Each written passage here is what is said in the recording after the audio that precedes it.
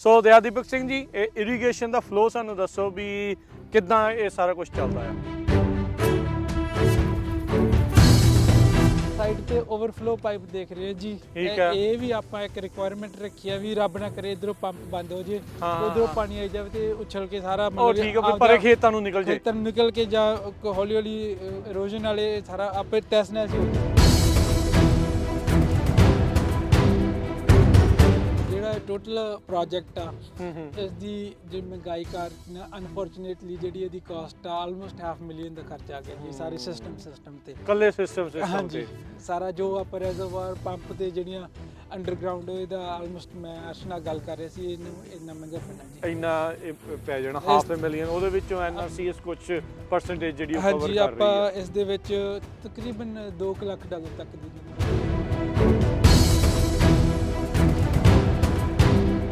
ਸੋ ਹੁਣ ਜਦੋਂ ਆਪਾਂ ਇਦਾਂ ਇਹ ਗੱਲ ਇਸ ਦੇ ਵਿੱਚ ਇਹ ਕਰ ਰਹੇ ਆ ਐਵਰੀ ਡੇ ਕੱਲਾ ਨੋਜ਼ਲ ਹਰ ਪੁਆਇੰਟ ਦੇ ਉੱਤੇ ਜਾ ਕੇ ਤੇ ਚੈੱਕ ਕਰਨਾ ਇੰਪੋਸੀਬਲ ਆ।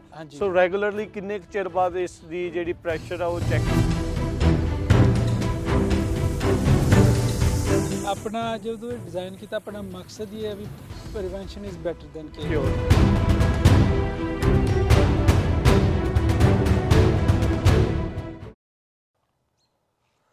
ਸੋ ਆਪਾਂ ਜੁੜੇ ਹੋਏ ਦयाਦੀਪਕ ਸਿੰਘ ਹੁਣਾਂ ਦੇ ਨਾਲ NRCS ਤੋਂ ਆ ਤੇ ਇਹਨਾਂ ਨੇ ਆਪਾਂ ਨੂੰ ਰੈਜ਼ਰਵਾਇਰ ਦੇ ਬਾਰੇ ਜਿਹੜੇ ਜਾਣਕਾਰੀ ਦਿੱਤੀ ਸੀ ਵੀ ਰੈਜ਼ਰਵਾਇਰ ਇਦਾਂ ਬਣਦਾ, NRCS ਹੈਲਪ ਵੀ ਕਰਦੀ ਇਸ ਨੂੰ ਬਣਾਉਣ ਦੇ ਲਈ। ਸੋ ਦयाਦੀਪਕ ਸਿੰਘ ਜੀ, ਇਹ ਇਰੀਗੇਸ਼ਨ ਦਾ ਫਲੋ ਸਾਨੂੰ ਦੱਸੋ ਵੀ ਕਿੱਦਾਂ ਇਹ ਸਾਰਾ ਕੁਝ ਚੱਲਦਾ ਆ। ਹਾਂਜੀ, ਮੈਂ ਥੋੜਾ ਜਿਹਾ ਸਾਰੇ ਜਿਹੜਾ ਸਿਸਟਮ ਆ ਇਹ ਜੋ ਆਪਾਂ ਦੇਖ ਰਹੇ ਹਾਂ ਇਹਨੂੰ ਮੈਂ ਥੋੜਾ ਜਿਹਾ ਵਿਸਥਾਰ ਚ ਸਮਝਾਉਣਾ ਜੀ। ਜਿਹੜਾ ਇਹ ਪਹਿਲਾਂ ਰੈਜ਼ਰਵਾਇਰ ਬਣਿਆ ਹੋਇਆ ਇਹ ਹੈਗਾ 1 ਏਕੜ ਚ ਬਣਿਆ ਜੀ। ਇਹਦੀ 7 ਏਕੜ ਫੀਟ ਦੀ ਕੈਪੈਸਿਟੀ ਹੈਗੀ ਮਤਲਬ, ਤੇ ਇਸ ਦੇ ਛੋਟੇ ਕੰਪੋਨੈਂਟਸ ਜਦੋਂ ਆਪਾਂ ਇਹਨੂੰ ਡਿਜ਼ਾਈਨ ਕਰਦੇ ਜਾਂ ਆਪਾਂ ਪੂਰਾ ਧਿਆਨ ਰੱਖਦੇ ਆ, ਜਿੱਦਾਂ ਕਿ ਤੁਸੀਂ ਉਹ ਜਿਹੜਾ ਲੱਗਿਆ ਵਾ ਜੀ ਉੱਥੋਂ ਜਾਲੀ ਦੇਖਦੇ ਆ ਮੋਟਰ ਨੇ ਪਾਣੀ ਖਿੱਚਣਾ, ਆਪਣਾ ਇਹ ਵੀ ਕੋਈ ਡਿੱਗ ਪਏ ਕਿਸੇ ਵਿੱਚ ਨਾ ਖਿੱਚਿਆ ਜਾਵੇ। ਸੋ ਆਪਣੀ ਇਹ ਵੀ ਇੱਕ ਰਿਕੁਆਇਰਮੈਂਟ ਰੱਖੀ ਤੇ ਜਾਲੀ ਇਹ ਰੱਖੀ ਵੀ ਸਟੇਨਲੈਸ ਸਟੀਲ ਦੀ, ਵੀ ਇਹਨੂੰ ਜੰਗ ਨਾ ਲੱਗੇ। ਸੋ ਅੱਗੇ ਤੁਸੀਂ ਉਹ ਜਿਹੜੀ ਪਾਈਪ ਨਿਕਲੀ ਤਾਂ ਉਹਨੂੰ ਦੇਖ ਰਹੇ ਆ, ਉਹ ਹੈ ਜੀ ਜਿਹੜਾ ਇਹਨੇ ਫਿਲਟਰ ਨੇ ਕਲੀਨ ਕਰਨਾ ਪਾਣੀ, ਉਹ ਵੀ ਵਾਪਸ ਰੈਜ਼ਰਵਾਇਰ 'ਚ ਜਾਵੇ ਵੀ ਆਪਾਂ ਵੀ ਰੀਯੂਜ਼ ਹੁੰਦਾ ਰਹੇ। ਤੀਜਾ ਤੁਸੀਂ ਇੱਕ ਉਹ ਸਾਈਡ ਤੇ ਓਵਰਫਲੋ ਪਾਈਪ ਦੇਖ ਰਹੇ ਹੋ ਜੀ। ਇਹ ਵੀ ਆਪਾਂ ਇੱਕ ਰਿਕੁਆਇਰਮੈਂਟ ਰੱਖੀ ਆ ਵੀ ਰੱਬ ਨਾ ਕਰੇ ਇਧਰੋਂ ਪੰਪ ਬੰਦ ਹੋ ਜੇ, ਉਧਰੋਂ ਪਾਣੀ ਆਈ ਜਾਵੇ ਤੇ ਉਛਲ ਕੇ ਸਾਰਾ ਪਰੇ ਖੇਤਾਂ ਨੂੰ ਨਿਕਲ ਕੇ ਜਾਂ ਹੌਲੀ ਹੌਲੀ ਇਰੋਜਨ ਵਾਲੇ ਸਾਰਾ ਆਪੇ ਤਹਿਸ ਨਹਿਸ ਹੋ ਜੇ। ਸੋ ਇਹ ਸਾਰੇ ਛੋਟੀ ਰਿਕੁਆਇਰਮੈਂਟ ਆਪਾਂ ਇਸ ਲਈ ਰੱਖਿਆ ਵੀ ਇਹ ਸੇਫਟੀ ਵੱਲੋਂ ਵੀ ਕੋਈ। ਸੋ ਯੂਜੂਅਲੀ ਇਹ ਇਦਾਂ ਹੀ ਹੁੰਦਾ ਆ, ਮਿੱਟੀ ਹੋਈ ਹੁੰਦੀ ਹੈ ਜਾਂ ਥੱਲੇ ਵਿਛਾਇਆ ਵੀ ਜਾਂਦਾ ਹੈ? ਹਜੇ ਨੈਕਸਟ ਫੇਜ਼ ਆਉਣਾਗਾ। ਠੀਕ ਆ, ਵੀ ਆਪਾਂ ਜਿੰਨੇ ਪਾਣੀ ਸਟੋਰ ਕਰਨ ਦੀ ਕੋਸ਼ਿਸ਼ ਕਰਦੇ ਆਪਾਂ ਨਹੀਂ ਚਾਹੁੰਦੇ ਵੀ ਉਹ ਧਰਤੀ ਥੱਲੇ ਵਾਪਸ ਹੀ ਚਲਾ ਜਾਵੇ। ਸੋ ਆਪਾਂ ਇਹਦੇ ਉੱਤੇ ਇੱਕ ਪਲਾਸਟਿਕ ਦਾ ਲਾਈਨਰ ਕਹਿੰਦੇ ਉਹਨੂੰ, ਆਪਾਂ ਉਹ ਵੀ ਫੰਡ ਕਰਾਂਗੇ। ਸੋ ਪਰ ਇਹ ਵਾਟਰ ਰੀਚਾਰਜਿੰਗ ਲਈ ਨਹੀਂ ਹੈ, ਇਹ ਵਾਟਰ ਯੂਜ਼ੇਜ ਲਈ ਹੈ। ਇਹ ਯੂਜ਼ ਵਾਲਾ ਓਨਲੀ ਹੈ ਜੀ, ਇਹ ਰੀਚਾਰਜਿੰਗ ਵਾਲਾ ਕੋਈ ਹੈ ਨਹੀਂਗਾ। ਸੋ ਇੱਕ ਆਪਟੀਮਾਈਜ਼ੇਸ਼ਨ ਵਾਸਤੇ ਹੈਗਾ।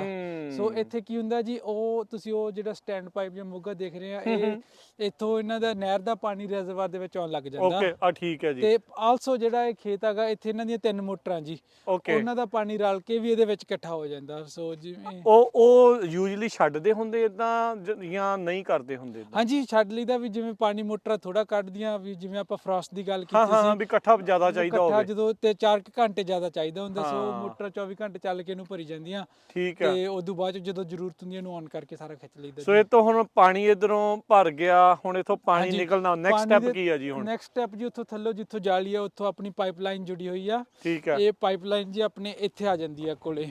ਸੋ ਆਪਾਂ ਥੱਲੇ ਚੱਲ ਕੇ ਮੈਂ ਤੁਹਾਨੂੰ ਦਿਖਾ ਦਿੰਦਾ ਜਿੱਥੇ ਮੋਟਰ ਲੱਗਣੀ ਆ ਜੇ। ਹਾਂਜੀ, ਇਹ ਜਿਹੜੀ ਪਾਈਪਲਾਈਨ ਹੈ ਥੱਲੇ ਰੈਜ਼ਰਵਾਇਰ ਨਾਲ ਕਨੈਕਟਡ ਆ ਤੇ ਉੱਥੋਂ 5 ਫੁੱਟ ਜਾਂ 10 ਫੁੱਟ ਹੋਰ ਡੂੰਘੀ ਹੈਗੀ। ਠੀਕ ਆ। ਸੋ ਜਿਹੜਾ ਤੁਸੀਂ ਕਿੰਨੇ ਇੰਚ ਦਾ ਪਾਈਪ ਹੁੰਦਾ ਇਹ ਵਾਲਾ? ਇਹ ਹੈਗਾ ਜੀ 36 ਇੰਚ ਦਾ ਪਾਈਪ ਆ ਜਿਹੜਾ ਇੱਥੋਂ ਆ ਲੱਗਿਆ ਜਿਹਦੇ ਵਿੱਚ ਆ। ਠੀਕ ਆ। ਥੱਲੋਂ ਜਿਹੜੀ ਪਾਈਪ ਉਹ ਜੋੜੀ ਵੀ ਉਹ ਆਪਾਂ 15 ਇੰਚ ਦੀ ਪਾਈਪ। 15 ਇੰਚ ਦੀ ਪਾਈਪ। ਹਾਂਜੀ, ਠੀਕ ਆ।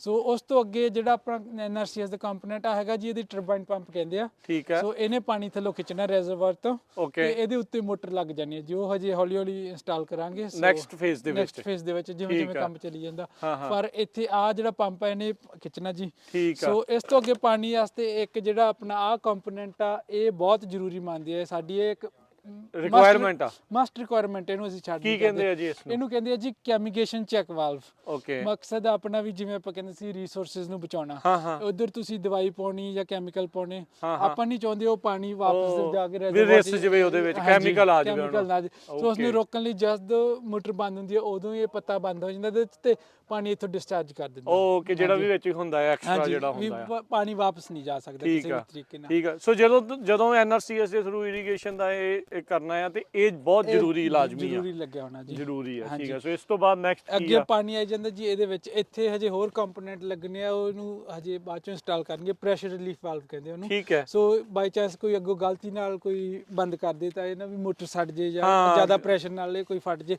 ਸੋ ਉਹਨੇ ਆਪੇ ਖੁੱਲ ਜਾਣਾ ਸੇਫਟੀ ਵਾਸਤੇ। ਠੀਕ ਹੈ ਜੀ। ਸੋ ਉਸ ਤੋਂ ਅੱਗੇ ਆ ਗਿਆ ਆਪਣਾ ਫਿਲਟਰੇਸ਼ਨ ਟੈਂਕ ਸਿਸਟਮ, ਇਹਨੂੰ ਕਹਿੰਦੇ ਆ ਜੀ ਸੈਂਡ ਮੀਡੀਆ ਫਿਲਟਰਸ। ਓਕੇ, ਸੋ ਇਸ ਦੇ ਵਿੱਚ ਕੀ ਹੁੰਦਾ ਕਿ ਥੱਲੇ ਇੰਨੀ ਕਿ ਲੇਅਰ ਆਪਾਂ ਇਹਦੇ ਚ ਗ੍ਰੈਵਲ ਦੀ ਪਾ ਦੇਈਦੀ ਆ। ਠੀਕ ਹੈ। ਤੇ ਉਸ ਤੋਂ ਬਾਅਦ ਜਿਹੜਾ ਸੋ ਕੁਛ ਕਿ ਜਿਹੜਾ ਉਧਰ ਪਿਆ ਹੋਇਆ ਨਹੀਂ ਜੀ ਉਧਰ ਪਿਆ ਹੋਣਾ ਜਾਂ ਮੈਂ ਦੂਜੇ ਪਾਸੇ, ਚਲੋ ਉਧਰ ਪਿਆ ਤੁਹਾਨੂੰ ਮੈਂ ਦਿਖਾਉਣਾ। ਠੀਕ ਹੈ। ਸੋ ਉਸ ਤੋਂ ਗ੍ਰੈਵਲ ਜਿਹੜਾ ਆਪਾਂ ਬਜਰੀ ਕਹਿੰਦੇ ਉਦਾਂ ਹਾਂਜੀ, ਠੀਕ ਹੈ, ਮੋਟੀ ਬਜਰੀ। ਹਾਂਜੀ, ਉਦੋਂ ਬਾਅਦ ਚ ਆਪਣੀ ਇੰਨੀ ਲੇਅਰ ਇਹਦੇ ਚ ਸੈਂਡ ਦੀ ਪਾ ਦੀ, ਜਿਹੜੇ ਤੁਸੀਂ ਦੇਖ ਰਹੇ ਆ ਵਾਲੀ ਸੈਂਡ ਥੱਲੇ ਡਿੱਗੀ ਇਹ ਇੱਥੋਂ ਤੱਕ ਭਰਿਆ ਹੋਇਆ ਜੀ। ਸੋ ਇਹਦੇ ਇਹਨਾਂ ਸਾਰਿਆਂ ਦੇ ਵਿੱਚ ਇਹੀ ਕੁਛ ਆ। ਹਾਂਜੀ ਬਿਲਕੁਲ, ਤੇ ਇਹਦੇ ਥੱਲੇ ਬਹੁਤ ਬਰੀਕ ਜਾਲੀ ਆ। ਸੋ ਪਾਣੀ ਜਦੋਂ ਇੱਥੋਂ ਪਾਣੀ ਉੱਪਰ ਦੀ ਆ ਕੇ ਤੇ ਇਹਨੂੰ ਪੁਣ ਕੇ ਥੱਲੇ ਜਾਂਦਾ ਜੀ। ਤੇ ਕਿਹੜੀਆਂ ਚੀਜ਼ਾਂ ਇਹਦੇ ਨਾਲ ਸਾਫ਼ ਹੁੰਦੀਆਂ ਆ? ਇਹਦੇ ਨਾਲ ਮੇਨ ਜਿਹੜਾ ਜੀ LG ਜਾਂ ਜਿਹੜੇ ਕੋਈ ਵੱਡੇ ਹੈਗੇ ਅੱਗੇ ਵੀ ਆਪਾਂ ਉਹ ਚੀਜ਼ਾਂ ਸਾਫ਼ ਕਰਦੇ ਵੀ ਜਿਹੜਾ ਕਾ ਜਾ ਕੇ ਆਪਣੇ ਫਿਲਟਰ ਜਾਂ ਲਾਈਨਾਂ ਨਾਲ ਪਲੱਗ ਕਰਨਾ। ਅੱਛਾ, ਪਲੱਗ ਨਾ ਹੋਣ ਉਹਦੇ ਲਈ ਇਹ। ਸੋ ਓਵਰ ਟਾਈਮ ਚੱਲ ਕੇ ਜਦੋਂ ਇਹਨੇ ਆਪਣੇ ਆਪ ਨੂੰ ਇਹ ਭਰ ਜਾਣਾ, ਸਿਸਟਮ ਨੇ ਇਹਦੇ ਨਾਲ ਕੰਟਰੋਲਰ ਲੱਗਿਆ ਹੁੰਦਾ, ਉਹਨੇ ਡਿਟੈਕਟ ਕਰ ਲੈਣਾ ਵੀ ਆ ਫਿਲਟਰ ਕਲੌਗ ਹੋਣ ਲੱਗ ਗਿਆ। ਓਕੇ, ਸੋ ਇਹਨੇ ਮੁੜ ਕੇ ਪੁੱਠਾ ਚੱਲਣ ਲੱਗ ਜਾਣਾ ਜੀ। ਸੋ ਇੱਕ ਇੱਕ ਕਰਕੇ ਆਪਦੇ ਆਪ ਨੂੰ ਕਲੀਨ ਕਰਦਾ ਕਿ ਪਾਣੀ ਥੱਲੇ ਨੂੰ ਜਾਣ ਦੀ ਬਜਾਏ ਪਾਣੀ ਉੱਤੇ ਨੂੰ ਆ ਕੇ ਇਹਨੂੰ ਇੱਕ ਵਾਰੀ ਸਾਫ਼ ਕਰਕੇ ਤੇ ਸਾਰਾ ਗੰਦ ਕੱਢ ਕੇ ਉਧਰ ਲੈ ਜਾਂਦਾ। ਓਕੇ, ਤੇ ਵਾਪਸ ਉਸ ਰੈਜ਼ਰਵਾਇਰ ਜਿਹੜਾ ਓਵਰਫਲੋ ਵਾਲਾ ਉਹ ਜਿਹੜਾ ਉਧਰ ਲਗਾਇਆ ਸੀਗਾ। ਬਿਲਕੁਲ ਜੀ। ਸੋ ਇਹ ਹੈਗੇ ਕਿ ਸਾਰਾ ਆਪਣਾ ਫਿਲਟਰੇਸ਼ਨ ਸਿਸਟਮ। ਸੋ ਇਸ ਟਾਈਮ ਇਹ ਜਿਹੜਾ ਸਿਸਟਮ ਇਹਦੇ ਵਿੱਚ ਸਾਰੀ ਰੇਤਾ ਬਜਰੀ ਸਭ ਕੁਝ ਪੈ ਚੁੱਕਾ। ਹਾਂਜੀ, ਸਾਰਾ ਉੱਪਰ ਥੋੜੇ ਜਿਹੇ ਕਨੈਕਸ਼ਨ ਰਹਿ ਗਏ ਓਵਰਫਲੋ ਦੇ ਤੇ ਇਹਦੀ ਵਾਇਰਿੰਗ ਰਹਿ ਗਈ।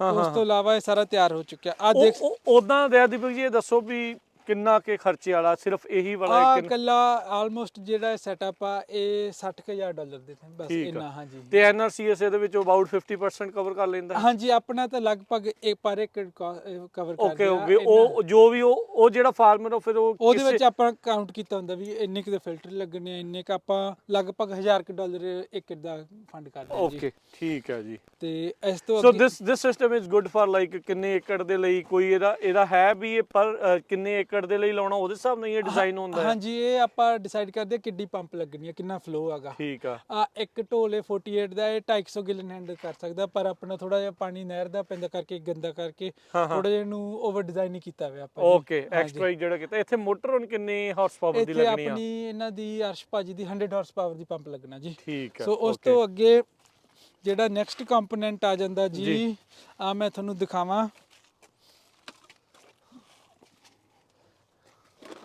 ਲਓ ਜੀ, ਇਹ ਹੈਗਾ ਫਲੋ ਮੀਟਰ ਕਹਿੰਦੇ ਆ ਇਸ ਨੂੰ, ਆਪਾਂ ਫਲੋ ਮੀਟਰ ਕਹਿੰਦੇ ਆ ਜੀ। ਇਹ ਦੇਖੋ ਇਸ ਵਕਤ 0 ਦੱਸ ਰਿਹਾ ਕਿਉਂਕਿ ਚੱਲ ਨਹੀਂ ਰਿਹਾ ਕੁਝ ਵੀ। ਹੁਣ ਆਪਾਂ ਨੂੰ ਪਤਾ ਹੋਣਾ ਚਾਹੀਦਾ ਵੀ ਜਦੋਂ ਆਪਣਾ ਸਿਸਟਮ ਚੱਲ ਰਿਹਾ ਵੀ ਕਿੰਨਾ ਪਾਣੀ ਲੱਗ ਰਿਹਾ। ਸੋ ਇਹਨੇ ਲਾਈਵ ਇਹਨੇ ਡੇਟਾ ਦਿਖਾਉਣਾ ਵੀ ਕਿੰਨਾ ਪਾਣੀ ਲੱਗ ਰਿਹਾ ਤੇ ਕਿੰਨਾ ਲੱਗ ਚੁੱਕਾ। ਪੂਰਾ ਕਾਰ ਦੇ ਓਡੋਮੀਟਰ ਨੂੰ ਇਹਦੀ ਰੀਡਿੰਗ ਆਊਗੀ ਵੀ ਇੰਨੇ ਏਕੜ ਫਿੱਟ ਪਾਣੀ ਲੱਗ ਗਿਆ। ਠੀਕ ਆ। ਸੋ ਇਹ ਜਿੱਦਾਂ ਉੱਥੇ ਉਹ ਕੈਮੀਕਲ ਨੂੰ ਬਚਾਉਣ ਦੇ ਲਈ ਸੀ, ਇਹ ਬੇਸਿਕਲੀ ਪਾਣੀ ਜਾਣ ਦਾ ਲਾਸਟ ਕੰਪੋਨੈਂਟ ਆ। ਹਾਂਜੀ, ਪਾਣੀ ਜਾਂਦੇ ਚ ਬਾਅਦ ਚ ਆਪਾਂ ਮਿਹਨਤੀ ਕਰਦੇ ਵੀ ਆਪਾਂ ਰੈਕਡ ਰੱਖਣਾ ਹੋਵੇ ਕਿੰਨਾ।